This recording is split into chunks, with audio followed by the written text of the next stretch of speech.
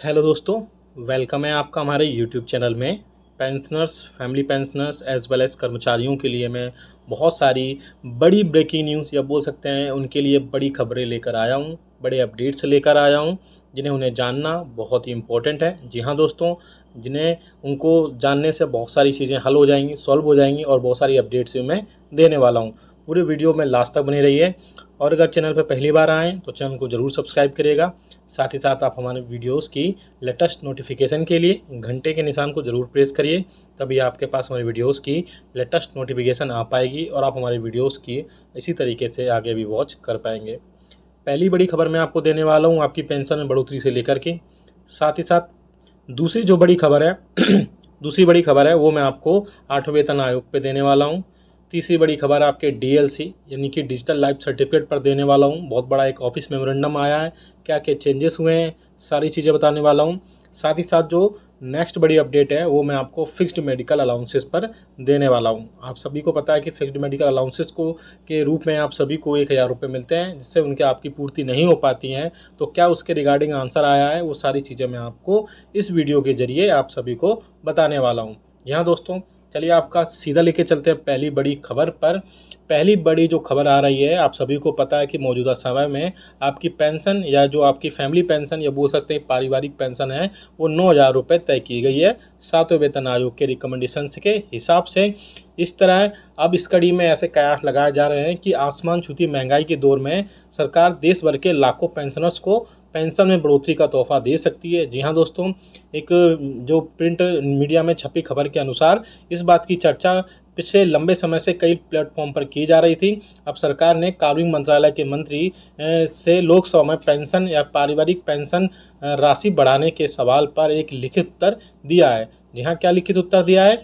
सरकार ने बोला है कि लोकसभा में एक लिखित उत्तर में बताया गया है कि सरकार की न्यूनतम पेंशन राशि की बढ़ोतरी की अभी ऐसी कोई योजना नहीं है। जी हाँ दोस्तों, मैं पहले भी बता चुका था, मौजूदा समय में पेंशन या पारिवारिक पेंशन की न्यूनतम राशि 9,000 रुपये तय है। इससे उन्होंने आगे बताया कि अभी देश भर में 44 लाख से ज़्यादा पेंशन धारक हैं और जिसके अलावा 20 लाख से अधिक पारिवारिक पेंशन धारक हैं। इन पेंशन धारकों पर वित्त वर्ष 2022-23 में सरकार का काफ़ी करोड़ रुपए खर्च हुआ है। ऐसे में इस राशि में बढ़ोतरी की कोई भी जानकारी की योजना नहीं है। तो मैंने पहले भी बताया था कि एक लोकसभा में क्वेश्चन पूछा गया था। इस क्वेश्चन में गवर्नमेंट से क्वेश्चन पूछा गया था कि क्या सरकार 7वें वेतन आयोग के रिकमेंडेशन के हिसाब से जो पेंशन और फैमिली पेंशन की न्यूनतम राशि 9,000 रुपये तय की गई थी, उसके बढ़ोतरी की सरकार क्या कोई योजना बना रही है, क्या कोई प्रपोजल तय किया गया है? तो गवर्नमेंट ने आंसर दिया है कि ऐसा कोई भी मिनिस्ट्रियल या इंटर मिनिस्ट्रियल प्रपोजल सरकार के पास नहीं है, जिससे कि कर्मचारियों और जिससे कि पेंशनर्स और फैमिली पेंशनर्स की न्यूनतम राशि जो बेसिक है वो 9,000 रुपये से आगे बढ़ाया जा सके। उन्होंने ये भी कहा कि इसमें अभी 66 लाख जो 64 लाख से लेकर 65 लाख जो पेंशन धारक हैं, उनसे रिलेटेड और भी कई सारी चीज़ में अपडेट आई हैं। मैं आपको वो अपडेट भी दे देता हूँ। दूसरा बड़ा जो अपडेट है वो फिक्स्ड मेडिकल अलाउंसेस को लेकर के आया हुआ है। आप सभी को पता है कि आप सभी को ऐसे पेंशनर्स और फैमिली पेंशनर्स जो कि नॉन CGHS यानी कि सेंट्रल गवर्नमेंट हेल्थ स्कीम के कवर्ड एरियाज़ में नहीं रहते हैं, यानी कि जहाँ पर उनके हॉस्पिटल्स नहीं हैं, डिस्पेंसरीज नहीं हैं या फिर वेलनेस सेंटर नहीं है, वहाँ पर उन सभी को 1,000 रुपये के लिए रूप में मिलते हैं। ड्यू टू 1,000 रुपये के रूप में मिलते हैं OPD मेडिसिन के खर्चे के रूप में। लेकिन ऐसे में पेंशनर्स और फैमिली पेंशनर्स की यूनियन और फेडरेशन ने लगातार सरकार से रिक्वेस्ट की थी कि इसमें जो है कर्मचारियों, स्पेशली जो पेंशनर्स और फैमिली पेंशनर्स है, उनका फिक्स्ड मेडिकल अलाउंसेस 1,000 रुपये से बढ़ा करके 3,000 रुपये किया जाए। हालांकि ministry of health and family welfare की तरफ से एक आंसर भी आया है। उस आंसर में क्लियरली मेंशन किया गया है कि वो पूरा जो मैटर है, यानी कि 1,000 रुपये से बढ़ा करके 3,000 रुपये करने का जो पूरा मैटर है, वो मैटर अंडर कंसिडरेशन है और जल्द से जल्द उसमें कोई ना कोई बड़ा फैसला ले लिया जाएगा। और अगर खुशखबर वाकई में पेंशनर्स और फैमिली पेंशनर्स को जो फिक्स्ड मेडिकल अलाउंसेस है उसमें बढ़ोतरी होती है, तो ये पेंशनर्स के लिए बहुत ज़्यादा राहत की खबर हो सकती है। तो आप हमें कमेंट करके बताइएगा कि आपके हिसाब से कितने रुपए फिक्स्ड मेडिकल अलाउंसेस के रूप में तय किए जाने चाहिए। नेक्स्ट जो आ रही है 8वें वेतन आयोग पर भी एक, यानी 8th पे कमीशन पर भी एक बहुत इंपॉर्टेंट जानकारी अभी साझा हो रही है। पिछले काफ़ी समय से 8वें वेतन आयोग के लाने की चर्चा जोरों पर है। ऐसे प्रिंट मीडिया में अभी खबरें आ रही हैं। केंद्रीय कर्मचारियों और पेंशन धारक इस उम्मीद में बैठे हैं कि सरकार जल्द इस पर फैसला ले सकती है।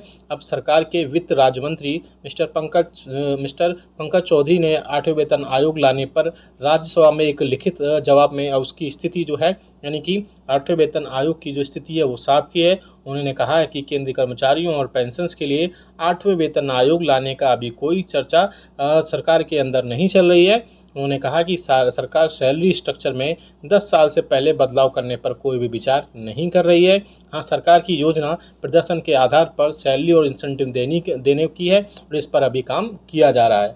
यानी कि हो सकता है और नेक्स्ट जिस हिसाब से अंदेशा लगाया जा रहा है या जिस हिसाब से प्रिंट मीडिया में खबरें आ रही हैं कि सरकार 8वें वेतन आयोग न लेकर आए, इसके जगह पर दूसरे जो अन्य ऑप्शन हैं, दूसरे जो अन्य अल्टरनेटिव्स हैं उन पर सरकार विचार कर सकती है।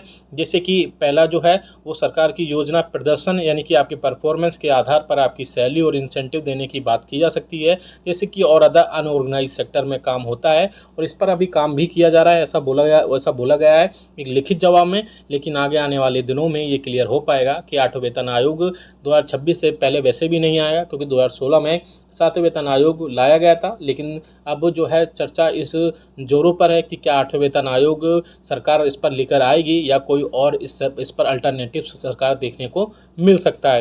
हालांकि मुझे नहीं लग रहा कि 2026 से पहले कोई भी अल्टरनेटिव सरकार सोचेगी, क्योंकि 10 साल का एक टाइम वैसे भी फिक्स टाइप से होता है, क्योंकि इसमें डीए और डीआर भी बहुत बड़ी रोल प्ले करता है, क्रूशियल रोल प्ले करता है। उसके बाद ही इन सारी चीज़ों पर सरकार विचार कर सकती है। हालांकि जो परफॉर्मेंस के बेसिस पर सैलरी और इंसेंटिव देने की या सैलरी और जो पेंशन देने की बात हो रही है उस पर काम हो भी सकता है और आगे आने वाले दिनों में वाकई में आपकी परफॉर्मेंस के बेसिस पर सैलरी और पेंशन देने का विचार हो सकता है। हालांकि ये खबरें अभी ऑफिशियल नहीं है, ऐसी प्रिंट मीडिया में खबरें आती रहती हैं, वही मैं खबरें आपको मैं दिखा रहा हूँ। नेक्स्ट बड़ी खबर की तरफ लेकर चलते हैं, वो आ रही है आपकी फिटमेंट फैक्टर पर। आप सभी को पता है कि आपका जो फिटमेंट फैक्टर है वो 2.57 गुना है और उसी के बेसिस पर आपकी सैलरी और पेंशन आपको प्रोवाइड की जाती है। ऐसे में 7वें वेतन आयोग के रिकमेंडेशंस के हिसाब से कर्मचारियों की बेसिक सैलरी 18,000 रुपये तय की गई थी और साथ ही साथ पेंशनर्स और बेसिक और फैमिली पेंशनर्स की बेसिक जो पेंशन और फैमिली पेंशन है वो 9,000 रुपये तय की गई थी। लेकिन अब खबरें आ रही हैं कि सरकार जो है फिटमेंट फैक्टर में बढ़ोतरी कर सकती है। जैसा कि आप सभी को पता है कि 2.57 गुना के बेसिस पर आप फिटमेंट फैक्टर में बढ़ोतरी के बाद में ये 3.68 गुना तक हो सकता है। और अगर ये 3.68 गुना तक बढ़ोतरी इसमें वाकई में हो जाती है तो पेंशनर्स और फैमिली पेंशनर्स को बहुत ज़्यादा राहत मिलने की उम्मीद जताई जा रही है। जानकारी के लिए आपको बता दूं कि इसका फ़ायदा जो है कर्मचारियों को भी बहुत ज़्यादा मिल सकता है, क्योंकि फिटमेंट फैक्टर बढ़ने से कर्मचारियों के साथ में पेंशनर्स और फैमिली पेंशनर्स को भी इसमें बहुत ज़्यादा राहत मिलने की उम्मीद जताई जा रही है। वीडियो कैसा लगा आप हमें कमेंट करके जरूर बताइएगा। साथ ही साथ फिक्स्ड मेडिकल अलाउंसेस और आपकी बेसिक पेंशन में कितनी बढ़ोतरी की जाए वो हमें कमेंट करके जरूर बताइए, ताकि और वीडियो को जितना हो सके लाइक करिएगा, शेयर करिएगा, चैनल को सब्सक्राइब करिएगा।